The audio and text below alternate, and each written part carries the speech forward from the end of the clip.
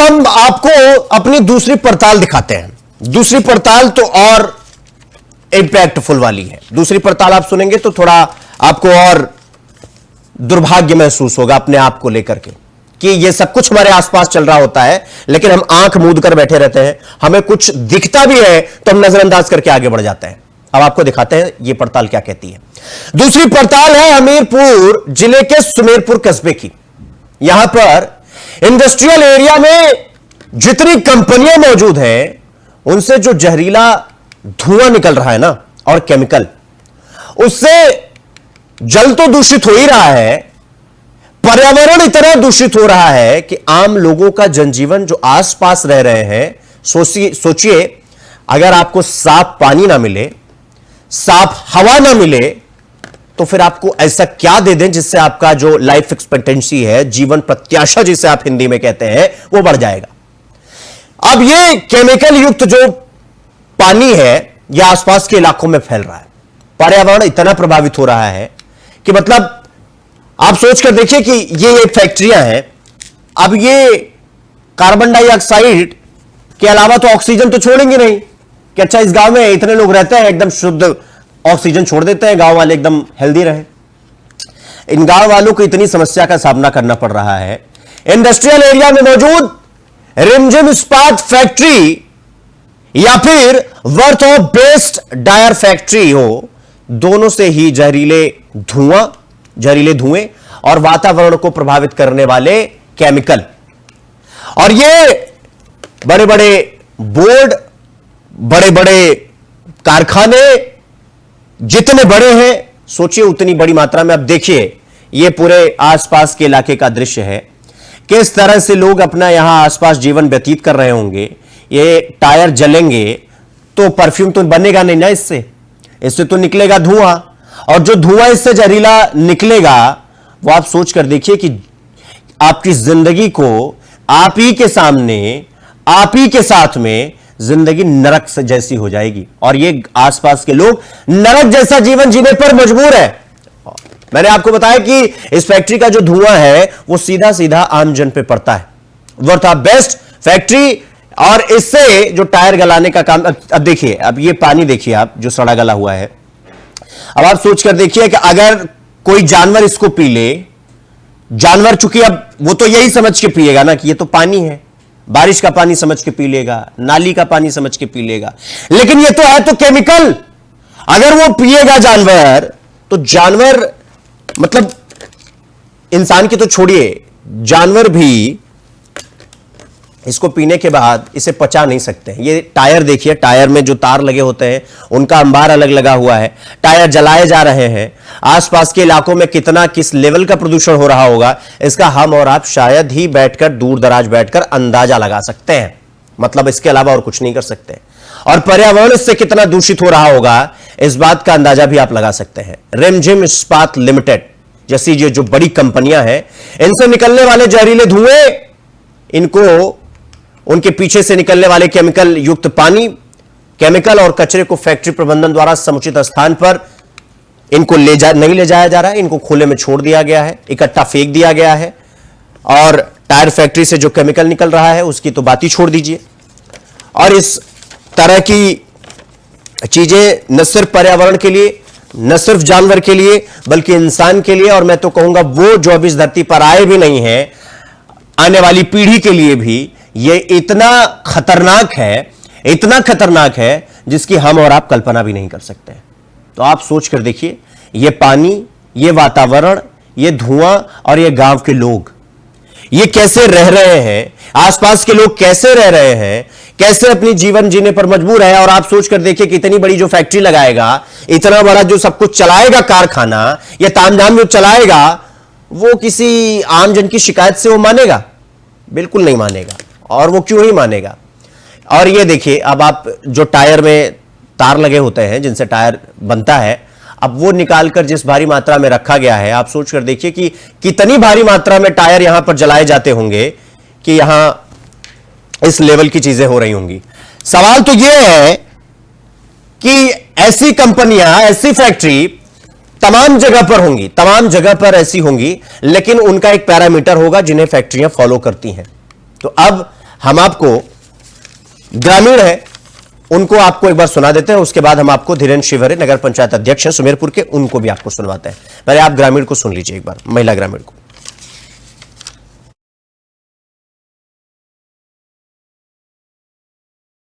हमका गंधात है बाबूजी, गंधात है, का करन मजबूरी है। सांस लेने में भी दिक्कत होती होगी। हाँ, सब बीमार हो जाते मड़ाई। ये जो कचरा फिकवाती है कंपनी, इससे बीमार नहीं होते आप लोग? हाँ, सब हो जाते, तो पेट पाला थे बाबूजी, पेट पाला थे तब बिना थे। तो ये धुआं कंपनी से रोज निकलता है रिमझिम से? हाँ, रोज निकल थे बाबूजी, मना भी करोगे हाँ वही। अच्छा, हाँ इसके बावजूद निकलता है? हाँ, निकला थे। हमका गंधात है बाबूजी।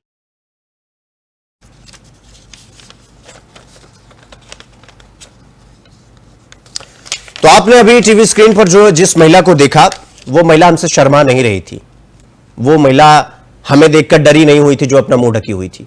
वो इसलिए ढकी हुई थी क्योंकि आसपास इतना बदबू आता है, आसपास का वातावरण इतना जहरीला है कि वो मजबूर है। मतलब एक तो मजदूर है दुर्भाग्यवश, दूसरा मजबूर है। मतलब ये अब आपको हम नगर पंचायत अध्यक्ष सुमेरपुर और डॉक्टर मनोज प्रजापति सदर विधायक हैं, एक बार आपको इन दोनों को सुनवा देते हैं, उसके बाद फिर हम क्रमवार तरीके से आगे बढ़ेंगे। इसको आप कैसे भी करके कुछ लगा के इसको कम करें, अन्यथा की स्थिति में इनको ऊपर जाके अधिकारियों से अवगत करा के इनके खिलाफ कार्रवाई कराई जाएगी। अभी कुछ किसानों के माध्यम से मुझे जानकारी है वहाँ ज़मीनें भी ख़राब हो रही हैं और जो फैक्ट्रियों का ख़राब पानी निकल रहा है उससे जो है कई बार कैजुअल्टीज़ भी हुई हैं। साथ ही साथ एक टायर की भी फैक्ट्री है जो वहाँ पर बर्न करती है टायर को, उससे भी एयर पॉल्यूशन हो रहा है। इन सब चीज़ों को लेकर के मैं शासन में, प्रशासन में और एनवायरनमेंट डिपार्टमेंट से बात करके किस तरीके से इसका निराकरण कर सकते हैं, इस पर लगाम लगाने के लिए हम काम करेंगे। मुझे जानकारी है वहाँ ज़मीनें भी खराब सुनवा देते हैं तो कि चूंकि ये बहुत जरूरी है। संतोष कुशवाहा हैं, पर्यावरण संरक्षण समिति के संरक्षक हैं, और एम हबीब खान है, एक्स कृषि वैज्ञानिक हैं। आप इनको भी सुन लीजिए ताकि आपको और संतुष्टि हो जाए कि हम जो मुद्दा उठाए हुए हैं वो कितना जरूरी है पर्यावरण के लिए, जानवरों के लिए, आने वाली पीढ़ी के लिए, फिलहाल के लिए, सबके लिए। एक बार सुनिए। गांव में सब में वो जल, चूंकि जल आपस में नीचे सब जगह मिला हुआ होता है, तो वो जल सब जगह प्रदूषित। जहाँ तक कृषि का सवाल है और निकलने वाले धुएं और पानी का मैटर है, इनका कुप्रबंधन है हमारे फैक्ट्रिया में। इनको ट्रीटमेंट करना चाहिए, वो नहीं करते हैं, जिससे होता क्या है कि कुछ एक जो दो बड़ी फैक्ट्रियां हैं जो बहुत धुआं निकालती हैं, स्टीम बनाती हैं, उनका साइड इफेक्ट हमारी फसलों पे ये पड़ रहा है कि फसलों में पॉलन ग्रेन्स नहीं बन पा रहे, फ्रूट सेट नहीं हो पाते। फ्लावर तो आते हैं वहाँ तक तो ठीक है, लेकिन फ्रूट सेटिंग नहीं हो पाती, जिससे उत्पादन मुंह के बल गिर जाता है और फसल हमारी किसान को नहीं मिल पाती है। ये बहुतायत तरीके से ऐसा हो रहा है और ज़्यादा प्रभावित हो रहा है। पहले प्रभाव शुरुआती दौर पे कम आया, लेकिन अब उसका प्रभाव देखने को मिलता है। मिट्टी में भी इसका असर जा रहा है। जो ऊपर से धुएं के कण, हैवी मेटल्स, जो भी कुछ जाता है वो हमारी जमीन पे गिरता है। तो पर्यावरण संरक्षण समिति के संरक्षक और एक्स वैज्ञानिक पर्यावरण को सुनने के बाद अब आपको हम अपने सहयोगी की पड़ताल, हमारे सहयोगी सर्वेश सोनी है, उन्होंने मौके का जायजा लिया है। एक बार आप वो देख लीजिए और इसके बाद उन्हीं के पास चलेंगे, क्योंकि आंखों देखा हाल वही बता सकते हैं। तो एक बार पीटीसी उनका देख लीजिए, एक बार वॉक थ्रू उनका देख लीजिए, उन्होंने जो दायरा किया है वो देख लीजिए आप, उसके बाद हम रुक करेंगे आगे की तरफ। उत्तर प्रदेश के हमीरपुर जनपद में वर्थ ऑफ वेस्ट, ये टायर कंपनी है जो मेरे ठीक पीछे है, और इससे के द्वारा जो पर्यावरण को जितना नुकसान हो रहा है वो मैं आप लोगों को दिखा नहीं सकता हूं, लेकिन प्रयास ये करूंगा कि मैं आपको ज्यादा से ज्यादा यहाँ पे चीजें दिखाने का प्रयास करूं। जो इसके द्वारा ये गंदा पानी निकल रहा है, आप देख सकते हैं कि ये पानी से जो आसपास की घास है वो बिल्कुल मतलब टायर की तरह, एकदम काजल की तरह, जले मोबियाइल की तरह ये हो गया है। एक मेरे पास यहाँ एक कपड़ा पड़ा हुआ है, मैं कपड़े को जो है इस पानी में डाल करके दिखाने का प्रयास करूंगा कि ये पानी, अब आप देख सकते हैं कि ये कपड़ा किस प्रकार से जो है हो गया है। अब ये स्थिति जो आ रही है, आप समझ सकते हैं कि जो यहाँ पर प्रदूषण का मात्रा दिन ब दिन बढ़ता जा रहा है और जो लोग जो है यहाँ पर स्थितियाँ जो है प्रतिकूल बिगड़ती चली जा रही है और कहीं न कहीं प्रदूषण निरंतर बढ़ता जा रहा है। मैं सोनेश कुमार, सोल टीवी, हमीरपुर, उत्तर प्रदेश। तो अब बिना देरी किए अपने सहयोगी के पास चलेंगे। सर्वेश हमारे साथ, हमारे सहयोगी जुड़ गए हैं। सर्वेश, जिस तरीके से आप अभी दिखा रहे थे, आप अपनी पड़ताल दिखा रहे थे, वहां का क्या हाल, जब आप वहां पर पहुंचे, आपको आसपास इलाकों का क्या कुछ देखने को मिला और आसपास के लोगों का क्या कुछ कहना था, विस्तार से बताइए। शिवम, सबसे पहले तो मैं आपको बताऊं कि जो मैंने वहां पे पड़ताल की थी, जिसकी पीटीसी करी थी जी, वो था earth of waste private limited, जो टायर कंपनी थी। और वर्तमान में मैं जो है रिमझिम इस्पात के ठीक पीछे खड़ा हुआ हूं और आप साहब मेरे पीछे देख सकते हैं कि कितना धुआं जो है, कितना डस्ट और कितना जो है गंदा विषैली गैस युक्त जो है यहाँ का वातावरण है। और साथ ही साथ यहाँ पर आप साफ देख सकते हैं कि किस प्रकार से यहाँ डस्ट का पहाड़ लगा हुआ है। और ये मैं रिमझिम इस्पात लिमिटेड कंपनी के पीछे खड़ा हुआ हूँ और यहाँ पर भी वही चीज मैं बार बार कहूंगा कि जिस प्रकार से नगर की मूल समस्या है कि इन इंडस्ट्रीज यहाँ आकर के नगर के लिए तो इन्होंने कहा कि हम यहाँ पर आपको हम कंपनी खोलेंगे, यहाँ के लोगों को हम भर्ती करेंगे, लेकिन उसका अपेक्षाकृत यहाँ पर नगर को सिर्फ ये धूल मिट्टी और गंदा पानी दे रहे हैं। नहीं तो फिर सर्वेश मैं ये जानना चाह रहा हूं, मैं ये जानना चाह रहा हूं, फिलहाल आप अभी वहीं पर मौके पर मौजूद हैं, मैं ये जानना चाह रहा हूं कि वहां पर जिस फैक्ट्री का भी आपने जिक्र किया, क्या सिर्फ वही है या आसपास कुछ किलोमीटर के इलाके में ऐसी तमाम कंपनियां हैं जिनसे केमिकल और ये प्रदूषित वातावरण पूरा बना हुआ है? शिवम, अगर देखा जाए तो ये सुमेरपुर नगर का जो है इंडस्ट्रियल एरिया है। यहाँ पर करीब 2 दर्जन के आसपास लगभग फैक्ट्री हैं और देश की बहुराष्ट्रीय कंपनी जैसे हिंदुस्तान लीवर, रिमझिम इस्पात लिमिटेड और कई सरिया फैक्ट्री, कई कपिला पशु आहार, इस तरह से कई ऐसी फैक्ट्रियां यहाँ पर उपलब्ध हैं और सबका अलग अलग कार्य है। लेकिन कुछ ऐसी फैक्ट्रियां हैं जो है इस क्षेत्र की वायुमंडल को ये कह सकते हैं या पर्यावरण को इतना प्रभावित कर रही हैं, चाहे वो जल के माध्यम से हो चाहे वायु के माध्यम से हो। यहाँ पर अभी साफ तौर पे जब हमने एक्स कृषि वैज्ञानिक एम हबीब खान जी से मुलाकात की, तो उनसे हमने जब बात की तो उन्होंने एक शब्द साफ तौर पे कहा कि जो इसका असर पड़ रहा है वो किसानों की खेती पर भी पड़ रहा है और उसका मेन कारण है कि यहाँ पे जो खेतों में फ्रूट या कह सकते हैं फल आने के पहले जो है उसमें फ्लावर तक की तो प्रोसेस धरती अच्छे से कर रही है, लेकिन उसमें केमिकल इतने इफेक्ट आ चुके हैं कि इस वजह से जो है वो फ्रूटिंग तक पहुंच ही नहीं पा रहे हैं। यही चीज जो है जो हमने पर्यावरण संरक्षक संतोष कुशवाहा जी से बात की तो उन्होंने भी यही चीज बताई कि जो आने वाली नस्लें हैं कहीं ना कहीं ये जमीन को भी बंजर कर रही है और जिस हिसाब से ये वातावरण में यहाँ का प्रदूषण घुल मिल रहा है, उस प्रदूषण को घुल मिल करने के कारण कहीं ना कहीं इसका असर बहुत से जो है लोगों पे पड़ रहा है। मेरी आने वाली स्टोरी इसी पर ही रहेगी शिवम, जिस पर अभी मैं बहुत जल्द ऐसे लोगों से को अपने टीवी के माध्यम से लोगों के सर्वेश लाऊंगा सर्वेश काफी इफेक्ट आ चुका है। सर्वेश वो सुने ना, हम लोग कहते हैं कि अगर जमीन अच्छी ना हो तो फसल खराब हो जाती है और वातावरण अच्छा ना हो तो पूरी आने वाली नस्ल खराब हो जाती है। उसका भी एक जीता जागता उदाहरण अभी आपने हमको दिखाया।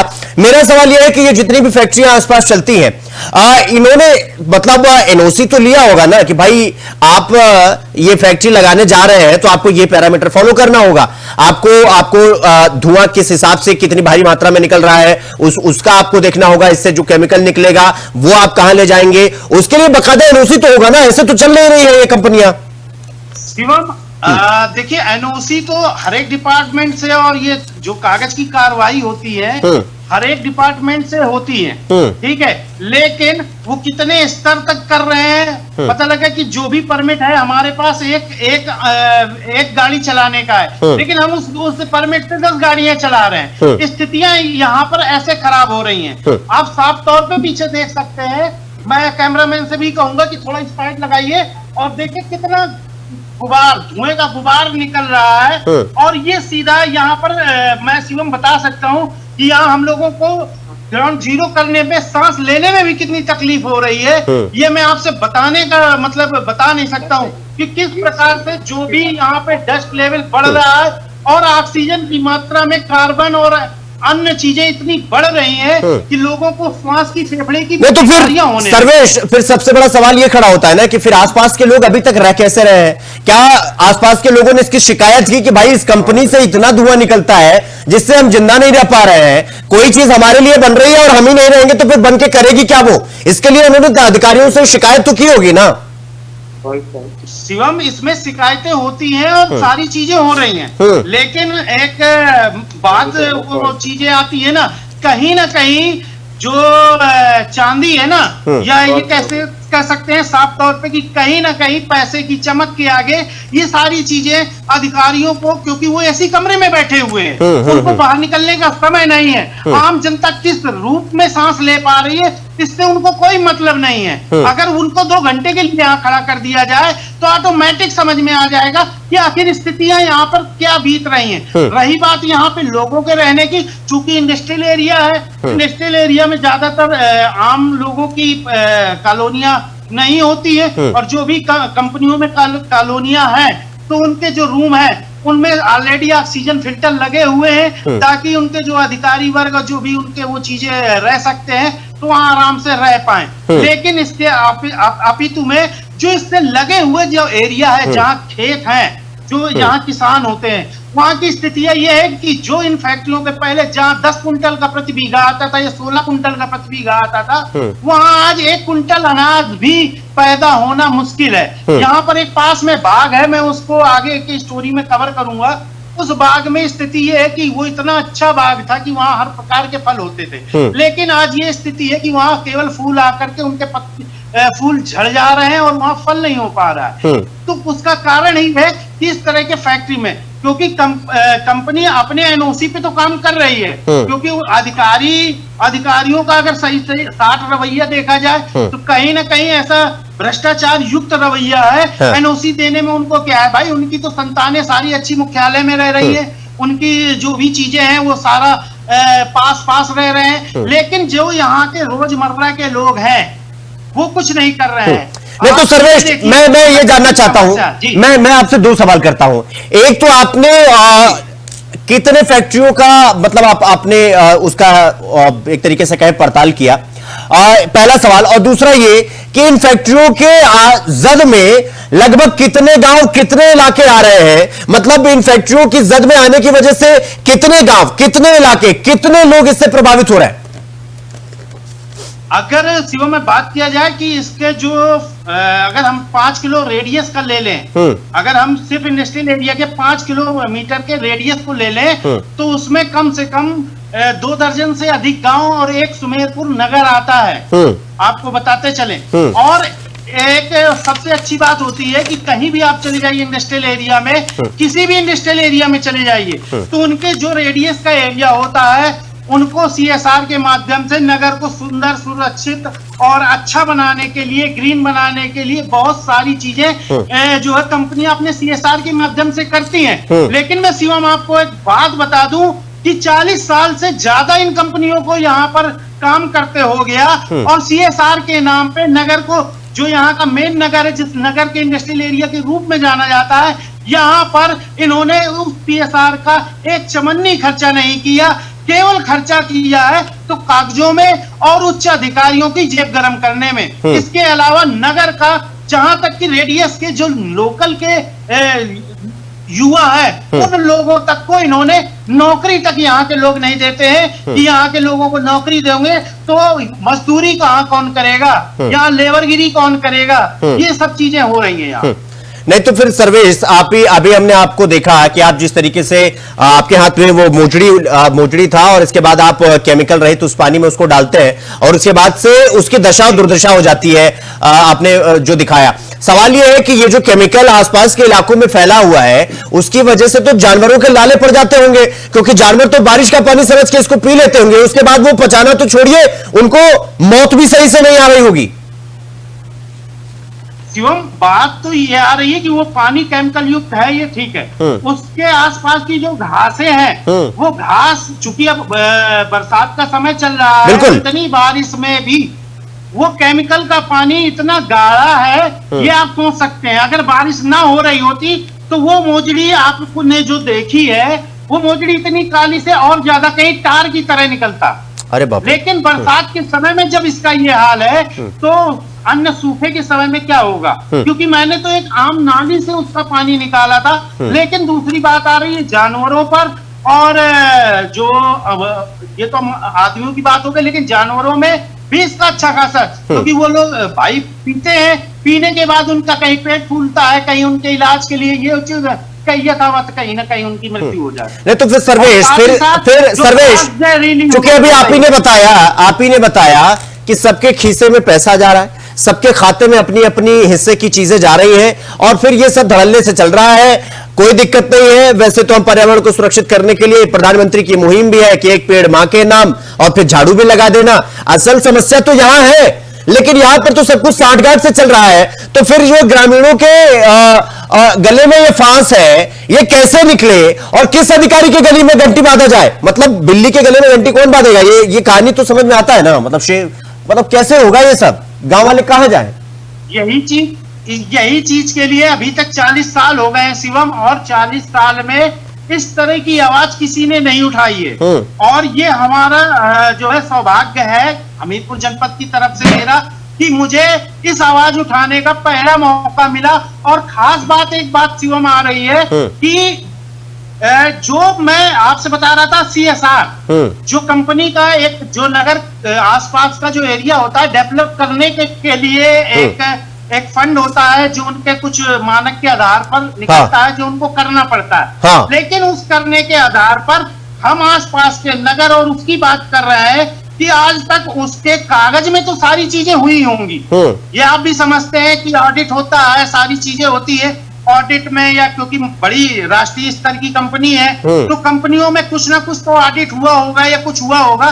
तो उसी आधार पे जब CSR इनका कहीं लग नहीं रहा है और उस फंड को कहीं ना कहीं इंक्रीज करना है, खर्च करना है, तो कहीं ना कहीं उसके कागज तैयार होते होंगे, उससे रिलेटेड कागज तैयार करने में कहीं ना कहीं उससे संबंधित जो अधिकारी होंगे वो निश्चित तौर पे ही जो है इस प्रकार से उन फंडों को फर्जी तरीके से निकलवाते होंगे, या निकलवाने के साथ साथ में उनका जो पैसा है उनकी जेब गरम करता होगा। क्योंकि जो 40 सालों तक CSR के नाम पर नगर का कोई भी या आसपास के गांव का कोई विकास नहीं हुआ। मैं आपको शिवम बताता चलूं, यहाँ पे 24 से 25 लगभग फैक्ट्रियां हैं। अगर एक एक फैक्ट्री एक एक गांव को गोद ले लेना तो अपने आप में यहाँ हरित क्रांति बड़े आसानी से हो सकती है। नहीं, बिल्कुल सर्वेश, बहुत बहुत धन्यवाद आपका हमसे जुड़ने के लिए, और इस पूरी खबर पर आप फॉलोअप बनाकर रखिएगा। चूंकि ये बहुत बड़ा समस्या भी है कि इतनी बड़ी बड़ी फैक्ट्रियों से जो धुआं निकल रहा है, केमिकल निकल रहा है, ना उसका कोई निकासी है, ना कोई उसका इंतजाम किया गया है, और फिर ऐसे में जानवरों के लिए, आसपास के लोगों के लिए कितना बड़ा संकट होगा। इसीलिए हम अपनी आवाज उठाते हैं और आपसे भी यही बार कहते हैं कि आप इन सब के खिलाफ आवाज उठाइए।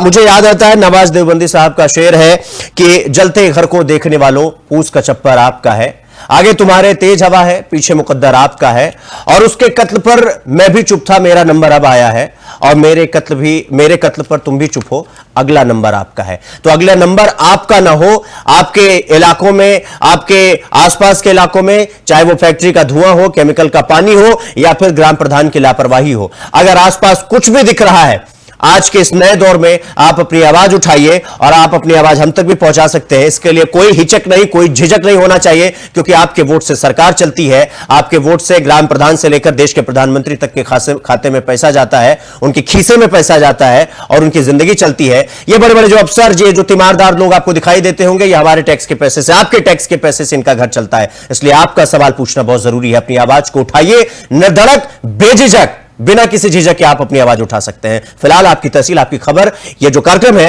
ये तो आपके लिए चलता ही रहेगा, हम आवाज उठाते रहेंगे। फिलहाल प्रोग्राम के अंत में, इस कार्यक्रम के अंत में बस इतना ही कहूंगा कि ना हम सफेदी के दोस्त हैं और ना ही शाही के दुश्मन हैं। हमें बस आईना दिखाना है और वो हम दिखाते रहेंगे। नमस्कार।